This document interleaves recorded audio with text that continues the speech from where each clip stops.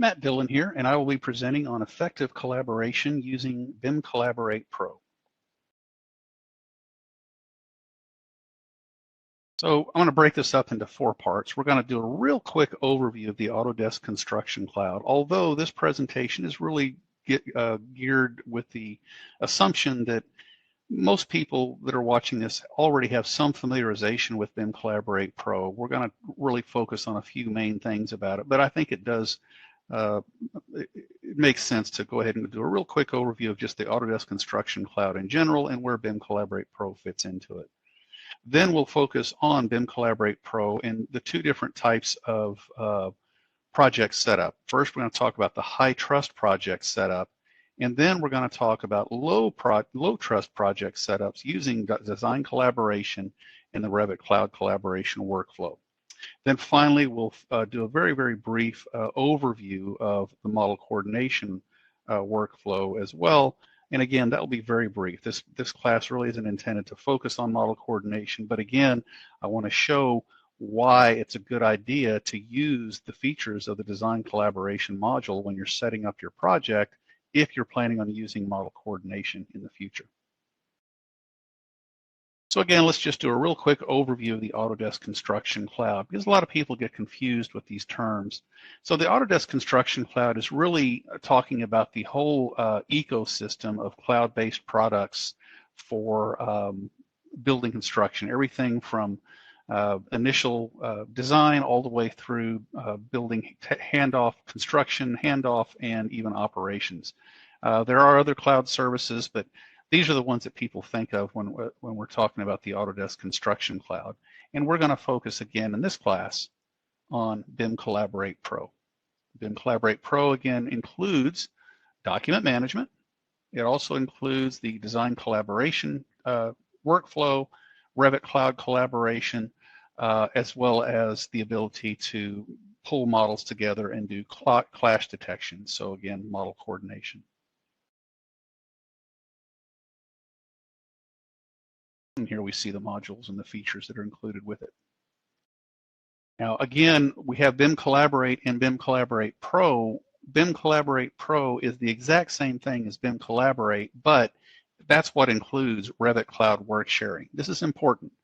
If you just have BIM Collaborate Pro, you don't have the Revit Cloud work sharing capability, meaning that particular tool is meant for people that don't use Revit but need to get into the project and maybe do model coordination and view the models, mark them up, that kind of thing, right? So most people who are using BIM Collaborate are using BIM Collaborate Pro because most people do need that Revit Cloud work sharing capability. Simple fact is, if you need to edit it in Revit and you're working in the cloud, you need BIM Collaborate Pro, not BIM Collaborate. Okay, so let's talk about the high trust project setup. And this is the way I've seen a lot of people set up their Autodesk Construction Cloud projects. It's fine if you're in the right conditions, right? So really the advantages to the high trust environment is it's very easy to set up. There's minimal permissions to manage. Again, you're in a high trust environment. You're not trying to lock people out of anything. You're opening it up to everyone. Disadvantages, you don't have any control over access to potentially sensitive information, right? When you invite someone to your project, they can see everything that's in there. You may not want that, especially if you're working with outside consultants, and they may not want you to see their data as well. It goes both ways. Also, when changes are made to design models, other than maybe somebody sending you an email or something, you typically don't get a whole lot of notification when those changes are made. And then it's going to be extremely difficult to really take full advantage of model coordination. There's something called the coordination space. It's a little bit more complex to set that up if you're in a high trust environment. And if you're not using the design collaboration workflow, which implies a low trust environment, then you're going to have to update that coordination space manually. You'll have to manually copy your updated models into that coordination space, just opening up more avenues for error. Again, we'll see later that when you're using the design collaboration workflow in the low trust environment, things are much more automated. So when do you want to use this? Basically, when all project members are in the same organization, right? That's really the only time I would use it. If I'm not concerned, we saw this a lot when the pandemic started, right? A lot of people went to what was then BIM 360 so that they could have remote users working from home, but still being able to work on work shared files. And they were all doing it within the same company. Everybody played in the same sandbox. Nobody cared. But again, as soon as you start adding outside consultants, you start having those security concerns. Okay. So let's take a real quick look at what it looks like to build or set up a project for a high trust environment. All right, before I start setting up a high trust project, just wanted to start here in the account admin section of the Autodesk Construction Cloud and point out a couple of things, or one thing really. If I go to members, and this is something that you really want to try to get in the habit of doing, make sure that your members are already members of the account before you add them to a project, and I'll show you why. I'm going to go ahead and just type in one of my members here. So one of my demonstration members, Chesty Puller here, he is already assigned a company of strong structural engineers with a role of engineer. Good practice to go ahead and get these people in your projects and have a default company and a default role assigned to them. Have them in your account first. Then when you add them to the project, it's a little bit easier to do. You don't have to input quite as much information. And as you'll see when we get to the low trust environment, it actually makes things a lot easier there as well. But for now, I'm just going to leave the members as they are. I'm going to go ahead and create a new project. Now, there's really only two pieces of information I have to give this right now, so I'm going to go ahead and just call this one up 2023 High Trust Project. And the account that's pre-configured. And then you typically need to also specify a project type. And in this case, I'll go ahead and call this a demonstration project. Okay, so once I'm in the project, before I start adding members, I want to go ahead and take care of myself first. So the first thing I'm going to do is go down here and turn on the services I need access to. If I don't do this, I don't have access to docs, design collaboration, any of the functionality of BIM Collaborate Pro. So I'm going to turn on these three tools, and that is BIM Collaborate Pro. So I'm going to turn on those three. Insight is always turned on, so I'll leave that turned on. The next step will be to go ahead and define add the rest of my users. To add the users, I'll just go to Add Members and start entering email addresses. I'm going to add 3 users here. These are all kind of just fake accounts that I use for doing demos and testing, that kind of thing. And you'll notice when I add these users, again, I'm telling the project to assign their company and their role from account admin. Again, goes back to what I was talking about before. When you're setting up the accounts, make sure when you're adding members, make sure they exist in the account first. It'll just streamline things a little bit. And then down here, I'm going to go ahead and add the design collaboration and model coordinations to their tool sets. And I'll click Add. That will add the users. This does take just a minute to do. Okay, so once the users are added, we'll go over here to Files. Again, I'm in the Document Management module now. When I go over here to Files, of course, we haven't uploaded anything, so there's really nothing to see. We don't have any folders here, but the very first thing I want to do is establish permissions. So if I click on the menu over here to the right of Project Files, I'm going to go ahead and set the permissions for projects as a whole. Of course, as an administrator, I have full permissions.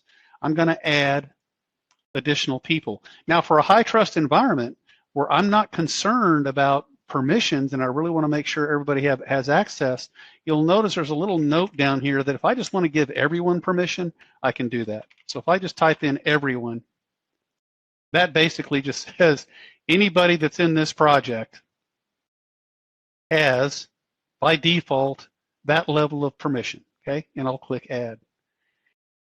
And folks, that's about all there is to creating a high trust environment if you're not concerned about security. Now, can you go through and do this same process for a low trust environment? Absolutely, except when you do that, Then you have to manage the permission levels for all of your folders for every role, company, and user individually. And it's not automated at all. You have to go in and explicitly state who gets what permissions in each folder.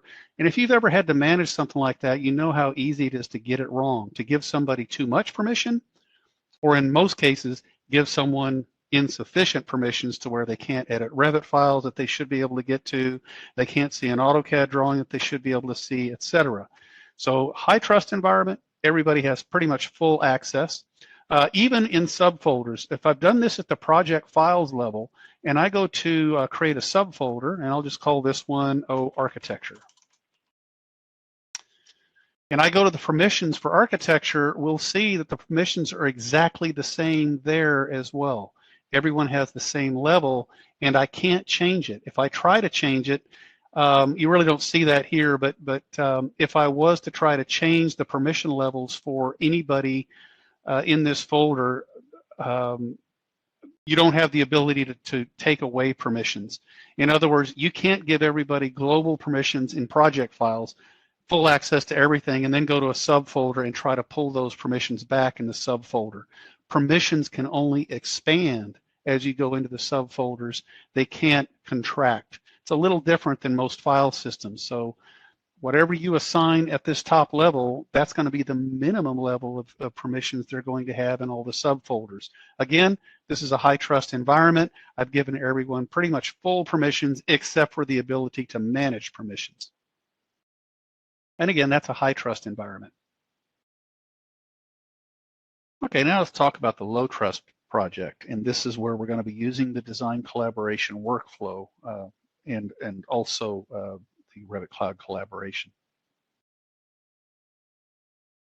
With a low trust project, setting it up using the method I'm going to show you, the advantages to this are that you have complete control over access to data, right? So if you're on a particular team, say the architectural team, the other teams won't see your data until you decide to share it.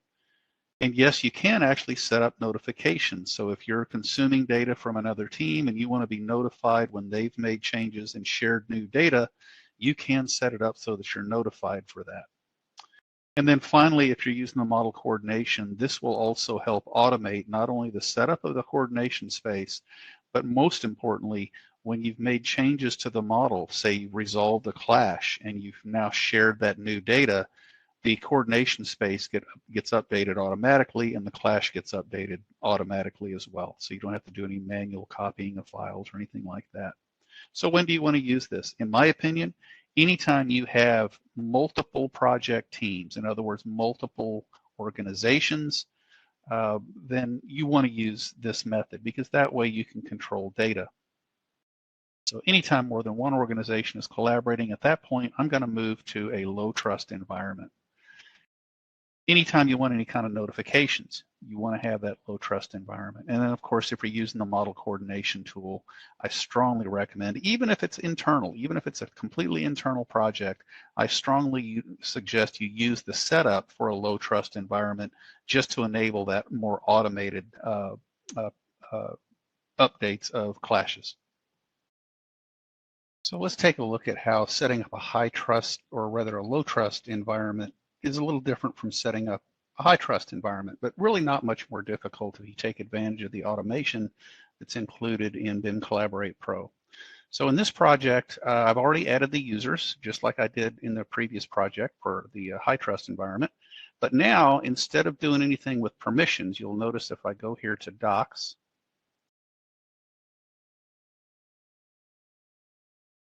you'll see that there's been no permissions assigned. I'm the only person that has any permissions in this folder at all. So unlike the high trust environment where everybody has full permissions under the project files, right now nobody has permissions, even though there are users in the project. And I'm not going to do it manually. I could. You can set up a low trust environment and manually manage the permissions, but again, I prefer to take advantage of the automation. So I'm going to do that. I'm going to go to the Design Collaboration module. And since I have not yet set up any teams, it's going to walk me through the process. So teams are essentially exactly that. In this case, I'm going to have a team for architects, I'm going to have a team for MEP engineers, and a team for structural engineers. You can organize teams any way you want, but that's a fairly typical scenario, either by discipline or by company. And again, the teams are really what will define the permissions, right? So architects will have full access to all the architectural data, but they won't have any access to the other disciplines' data until those other disciplines share it. So I'm going to go ahead and click on the Get Started button here. And the very first thing I need to do is specify the shared folder location. This is where files are located. Once they've been shared by a team, they'll be located in this shared folder where other teams will have view permissions to be able to link those files, review them, that kind of thing. In this case, I'm going to take that. Again, you can change this to be anywhere you want, but I like to let BIM Collaborate Pro do all the work. So I'm going to go ahead and accept that location. I'll click Next. I'm going to confirm, because once you set this location, you cannot change it. So I'm going to go ahead and confirm that. And then the next thing I'm going to do is add teams, right? So I'm just going to enter a team name, and you can see I've used these before, so it kind of remembers that. I'll add that one. And again, this is where I could select the team folder, but in this case, I'm not going to do that. I'm going to let BIM Collaborate Pro actually build a folder for me. So that folder now exists. I'm going to add another team.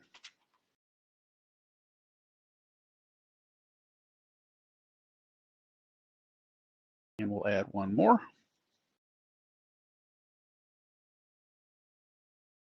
And you'll notice these teams already have a member in them, all right? The member is me. I'm the project admin, and administrators are automatically members of all teams. But none of the other members of the project yet have been assigned to a team. And it's very easy to do that. I'm going to click on the checkbox here next to architects, click Manage Team Members. And then, again, I could add individuals, right? But we can also add companies or roles. Just like when we set those permissions previously in the high trust environment, we could have used roles, we could have used company names to sort of batch process members. Anybody that's a member of a particular company, for example, would automatically follow the permissions assigned to that company. Same thing here. I'm going to go ahead and enter a company, Modern Architects. And I'm going to go ahead and give these people edit permissions, click Add. Anybody who's a member who belongs to the Modern Architects company will automatically be a member of this team, whether they're already in the project or if I add them later. Okay, so there's one. We'll go ahead and add the rest.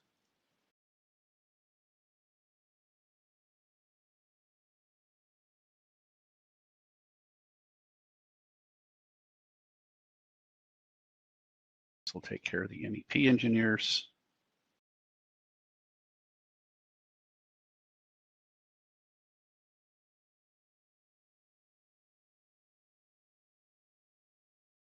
And we'll add the structural engineers.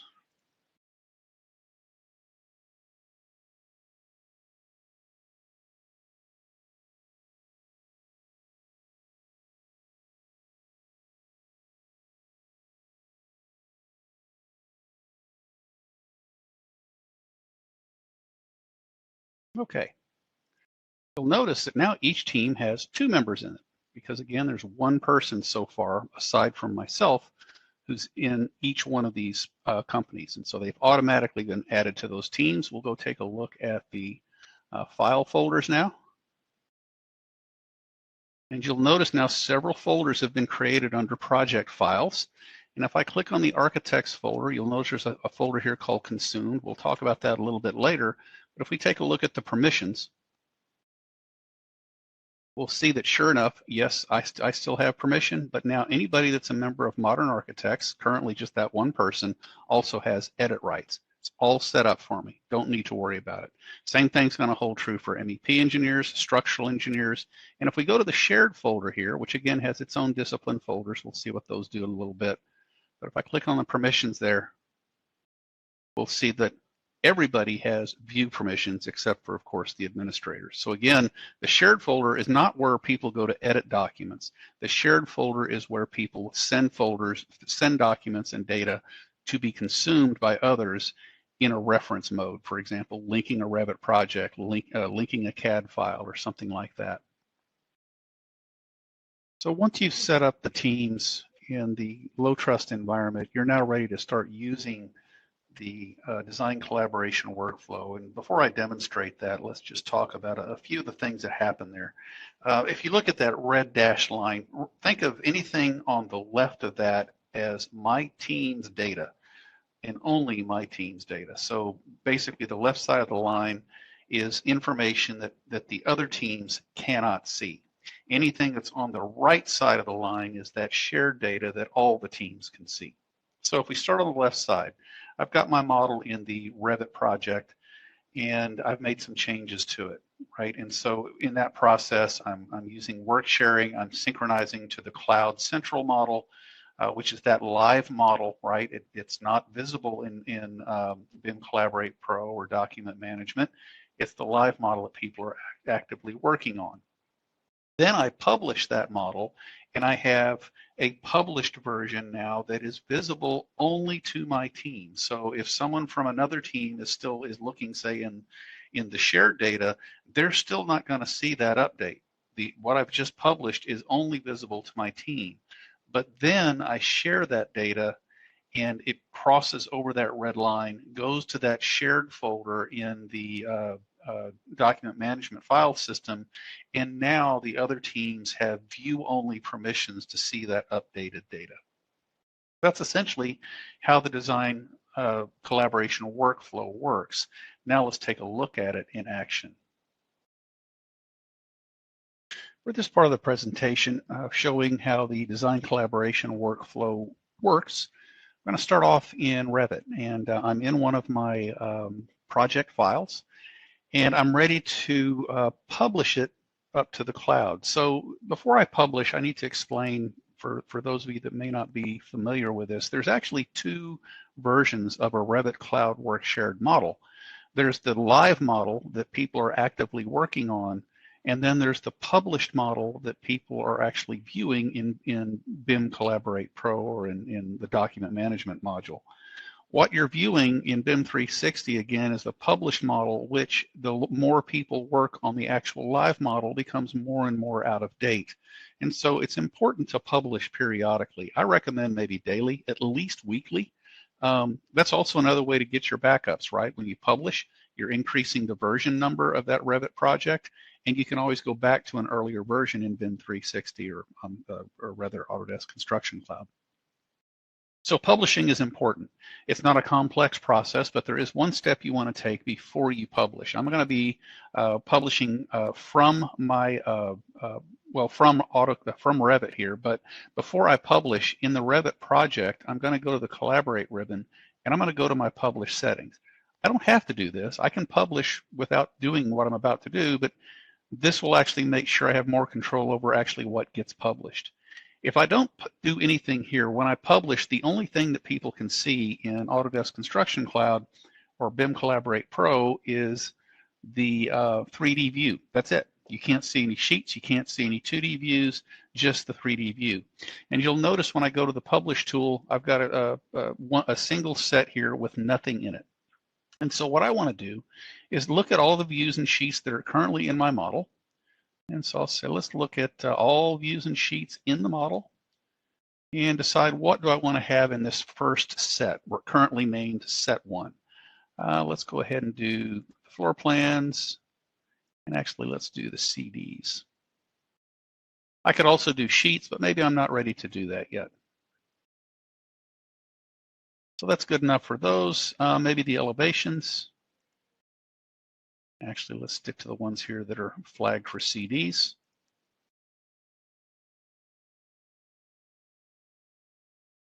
And grab that one.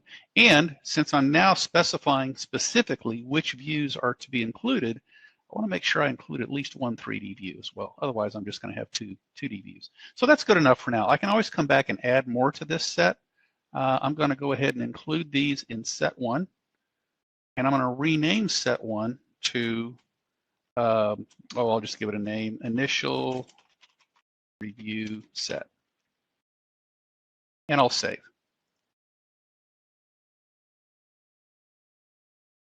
Now you can have more than one set. In this case, I've just got the one, right? So, but I could come in here and add additional sets if I want. We'll see that a little bit later when we talk about model coordination. But I'm going to go ahead and just publish this now. So we'll go ahead and save the file. You need to synchronize. Those changes are actually changes to the model itself, so they do need to be synchronized before they take effect. And then to publish, I can just go to my home screen here. This is just one of several places you can do this. You'll notice if I do a refresh here, it'll tell me this particular model that I'm in has an update available. Changes have been made to it since I last published. So I'm going to go ahead and publish it. Now this takes a few minutes. It's going to process here for just a minute, probably less than a minute, and I can continue working.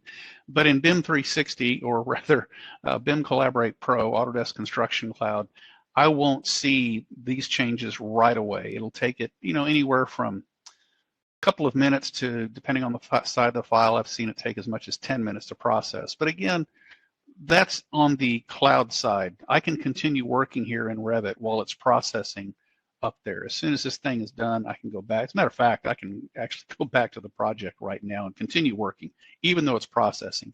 That processing is happening in the cloud. What I'm doing here is local until I synchronize. Okay, my project is finished publishing and it's finished processing, and I'm now back in the BIM Collaborate Pro project up on the web. And you'll notice that I'm actually signed in now as one of my other users. So this is actually a user that's not an administrator. And you'll also notice that this person only sees the architects folder and the shared folder. Again, this person's a member of the architectural group. They don't see the MEP or the structural folders. But here's the architectural project that had just published. And just before we get into the design collaboration workflow, real quick, let's just go take a look at the viewables. Here's the 3D view that was specified in the published settings, but also the other views that were saved with that set as well are available for viewing here. So again, publishing with those sets gives you much more control over actually what gets sent up to the cloud for people to view.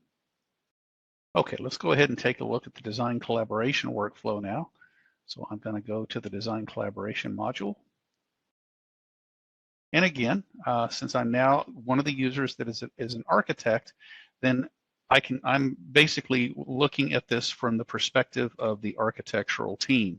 And there's a lot of symbols up here that indicate things that have happened either at some point in the past. This is I call it the swim lane. It's based on time.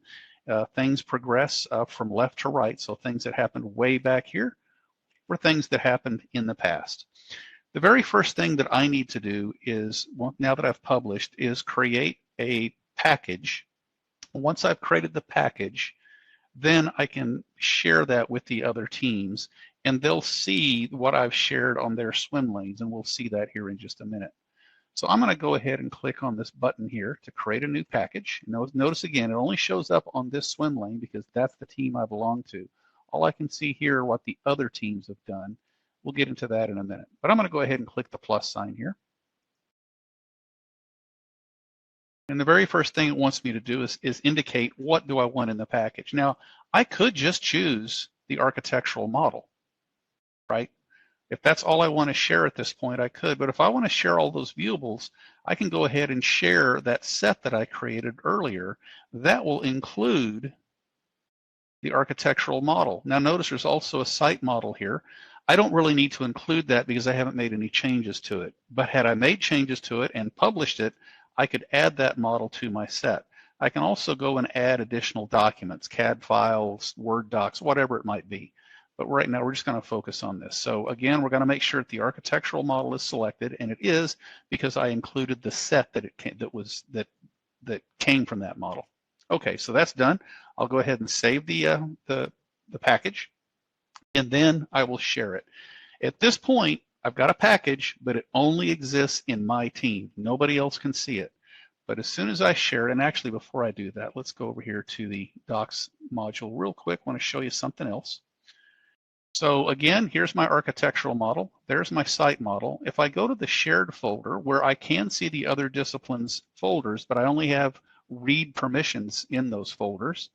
If I go to my folder, the architects folder, the only file that's there is the site file, and it's version 1. but there's no architectural model.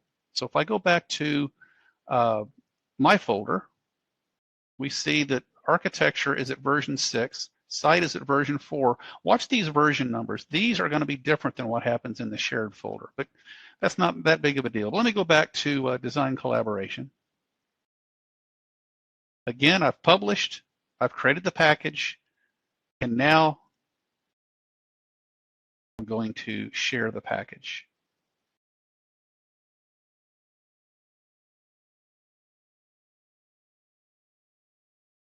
There it is. So I'll click on the package and share it. Now you notice I had to zoom in on it. Normally you don't have to do that. You normally go from publish to package to share, kind of 1, 2, 3. In this case, I broke away from it, so I kind of had to zoom in on this to see the package here with the open circle with the dots, telling me that's an unpublished package. These, again, these symbols on the swim lanes all have a meaning. There's a lot of them. We just don't have time to go through all of them in this session. But I'm going to go ahead and share that. Again, we can give it a name. I'm not going to worry about that, and I'm not going to worry about a description. I'm just going to share it. And there we go. Okay, done. My part is finished. Now, if I go back to the docs folder, we'll see now in the shared folder under architects is now the architectural model, and it's at version 1. Doesn't matter what version it is within my team, this is the first shared version of that model. So the versions in the shared folder will not match necessarily the versions in the team folder, and that's okay. But this file now is available for the other disciplines now to link into their project. So I'm now logged in as another user. I'm logged in as Chesty Puller, who's the structural engineer. And so now notice that Chesty can see his folder, the structural engineers team folder, and again, the shared folder, but he can't see the architectural folder or the MEP folder. And you'll notice in the shared folder, if I go click in the architects folder, the architectural model that Doug Monroe shared just a few minutes ago is available to him. So what that means is, in Revit, Chesty can link directly from this folder. And whenever the architectural team shares a new version of this architectural model, those links will automatically update. In other words, if there's a version 2 that's shared at some point in the future, the next time Chesty opens up his structural model, if he's linked from the shared folder, his architectural link will automatically reload. Or he can do a manual reload and it'll reload to the new version. But there's another option. So we obviously now have control over when data is shared and when others can see our data. But what about on the other side? What if we want to control when we consume the data? We may not be ready for an update every time the architect publishes and shares. We may want to wait and only get those updates that we need when we're ready for them. So under that model, we don't link from the shared folder. Instead, we link from the consumed folder. Now, right now, there's an earlier version of the architectural model here, right? So Chesty has already linked from the consumed folder, and now he wants to consume the data that was shared just now. You'll notice the dates here are way different, right? This architectural model was linked in and consumed on April 10th. The shared file was just shared on April 23rd. So obviously this file is a newer version than what's in this consumed folder, and this is what's actually being referenced in the structural engineer's model. It's what's been linked in. So how does the structural engineer update this? It's real simple.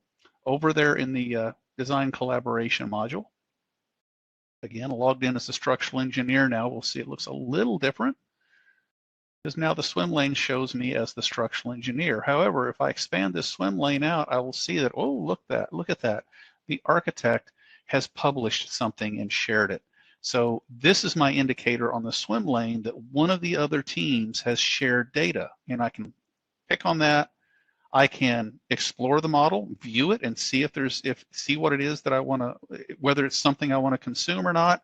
There's also a nice compare feature. Again, I'm assuming that people that are watching this have some familiarity with this. We don't have time to go through every feature of this tool, but there's a really nice compare feature where I could compare the version that I've currently got linked into my Revit model and this new version of the architectural model to see what's changed before I even consume it. And then if I decide I want that data, then I consume it. So I'll go ahead and click on that package and consume it. Once that's done, we'll go back over here to the Documents folder. And in the Structural Engineers Consume folder now, we see under Architects, we now have the architectural model at version 2 updated with today's date, or April 23rd. So again, you've got two methods. You can link directly from the shared folder. When you do that, however, as soon as that data is shared again from the originating team, your links will automatically update. If you don't want that to happen, if you want a little bit more control over that, don't link from the shared folder. Consume the data and link from the appropriate folder under your consumed folder. Problem is how do you know to do that? How do you know to consume? I mean, are you going to have the discipline to go and check those swim lanes, say once a day or so, to make sure that nobody's updated any data? Human nature says probably not. Even with the best of intentions, you forget, things get away from you, and you may miss something. So this is where those notifications come into play. One of the options you have on any folder is to subscribe to that folder, okay? So I'm going to subscribe to the shared folder and all of its subfolders, and what that means is that whenever somebody makes a change to any of those folders, I'm going to get an email notification. So when the architect shares a new version of his file, or their file, I should say, then I'll get an email that they just shared something, and I can go and I will now know to go up to the Design Collaboration module and take a look at that and see if that's something I want to consume. And that's essentially how the Design Collaboration workflow works. It's not very complicated at all. It's just a matter of getting things set up and then a little bit of training. Typically, people can be taught to use this workflow in 30 to 60 minutes.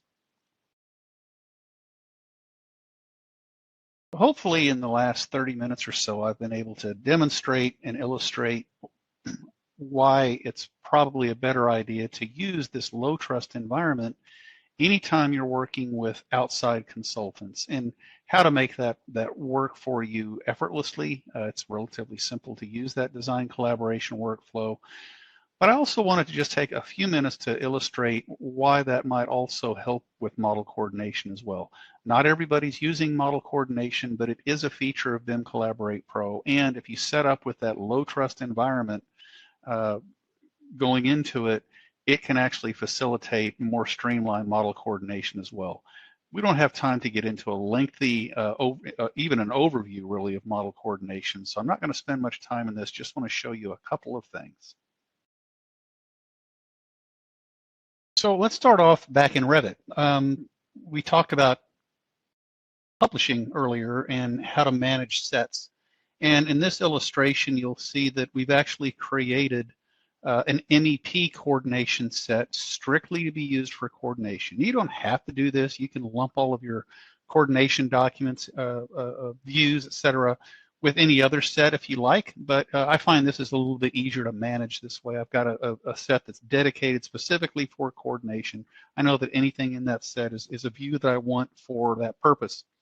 Doing the same thing on the MEP side, so, or rather on the structural side. So again, we've got a 3D view on the MEP model that is strictly the MEP components, and we've got a 3D view of the structural model, which is strictly the structural framing and a few of the structural walls here, the bearing walls.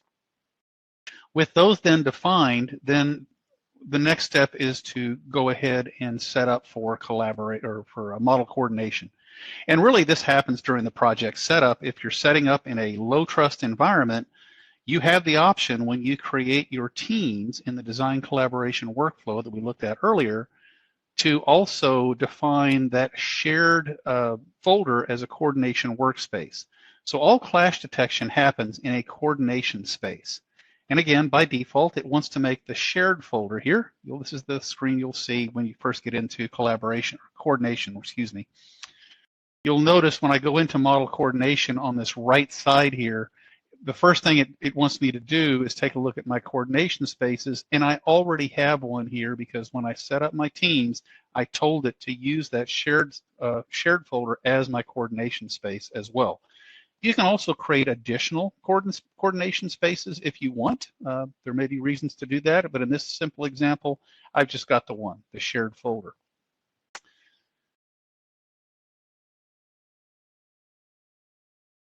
So when I share my data, we already went through that process, right? So just in the process of sharing my data, as long as I've included the views that I want for coordination, those will be sent over to that shared folder just right along with everything else, and clashes happen automatically. There's nothing I have to do to invoke clash detection. They just happen. And then when I go into the model coordination module and I look at my views, I will see the clashes. Now again, I'm glossing over a lot of things. We're just scratching the tip of the iceberg here. There's a lot more to model coordination than what I'm showing you. It's not difficult. There's a few steps in between here to get to this view, but the critical thing to remember is the process of conducting clashes and updating those clashes is fairly well automated with the design collaboration workflow. I've got my coordination space defined as a shared folder. I share my data to the shared folder. Clashes start happening. Then I just go into model coordination and say, okay, these are the views that I want to look at. And I'm telling it here, I want to look at the NEP 3D view and the structural 3D view, those two that I just showed you. And it tells me that there's 161 clashes between those views.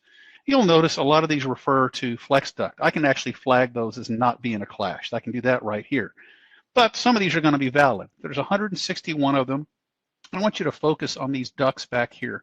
If you look closely, looks like they are clashing with those bar joists. And if I was to scroll down in this list here, I'd see those ducts are in fact clashing with those bar joists. So I need to move those down.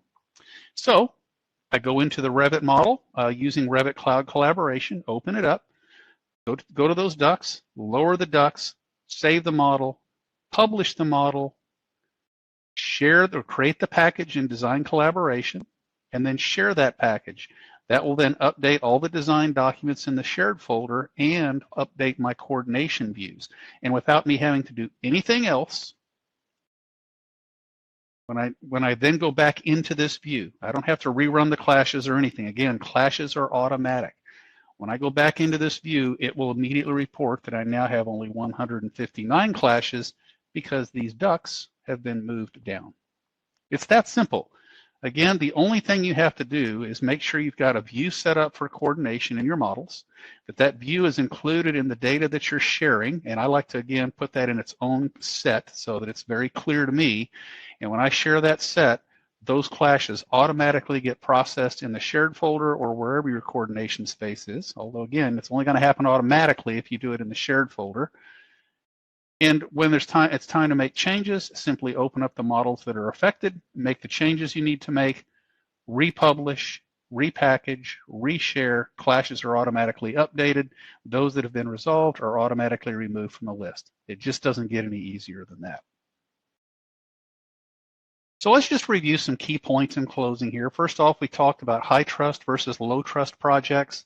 And my recommendation is if you're going to use a high trust project, it should only be in a situation where, it's people internal to your organization, you're not concerned about security, and you pretty much give everybody full edit permissions in all the folders.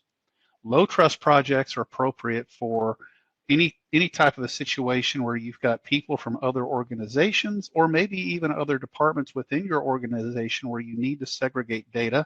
You don't want people seeing everything. Anytime any kind of security is of a concern, you need to be looking at a low trust project. And when you set up a low trust project, take advantage of the automated permissions that you get when you set up your teams.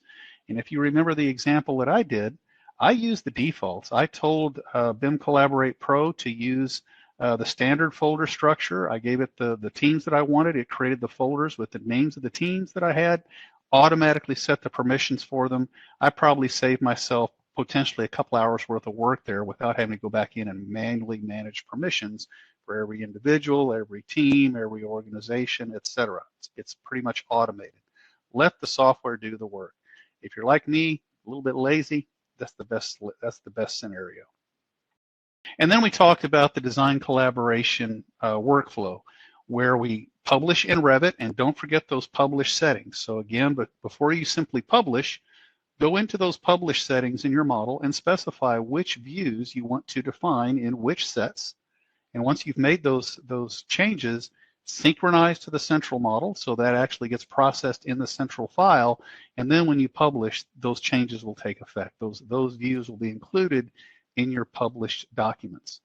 And then in design collaboration, you can create a package, share that package, and on the other end, on the receiving end, people can choose to either consume directly from the shared folder, nothing more need to be done, or consume intentionally using the consumed model. And we talked about the differences between the two, how the models get, when the models get updated in the shared folder, your links will automatically update. If you're consuming manually, then they will only update when you consume. But again, that's a higher level of control for you. And then finally, we talked about model coordination. And again, using that design collaboration workflow, the team setup, making sure that the shared folder is your coordination space, you're automating a big portion of the whole model coordination process. That's essentially the presentation for today. Go ahead and open it up for questions. And if a question arises after this session, you'd like to get a hold of me, my email is there on the right side, mdillon@asti.com. And I'll go ahead and take your questions now.